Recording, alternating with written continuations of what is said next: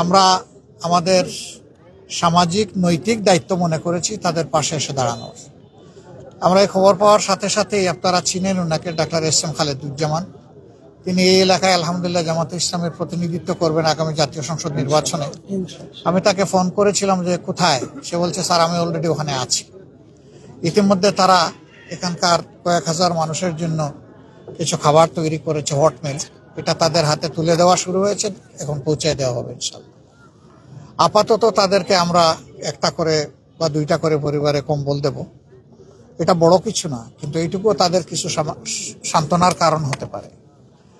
এরপরে আমরা আরো কিছু ভাবছি, সেটা আগামীকাল তাদের তালিকা তৈরি করে কোন পরিবারকে কতটুকু সাপোর্ট দেওয়া যায় আমরা একটা সংগঠন হিসেবে আমরা সর্বোচ্চটাই চেষ্টা করবো ইনশাআল্লাহ। আপনারা দোয়া করবেন, আল্লাহ যেন তৌফিক দেন। কিন্তু আমাদের একার ওই সহযোগিতায় তাদের বড় কোনো উপকার হয়তো বা হবে না।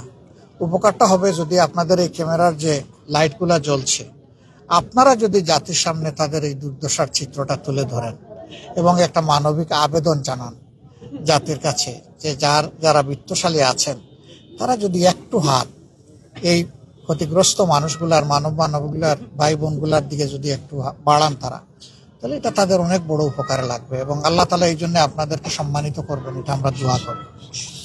মিডিয়া জাতির বিবেক, জাতির প্রতিধ্বনি।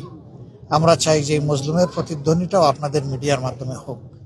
আপনারা কষ্ট করে রাতে খাবার করতে এসেছেন, নিশ্চয়ই তাদের দুর্দশার চিত্র তুলে ধরতে এখানে এসেছেন।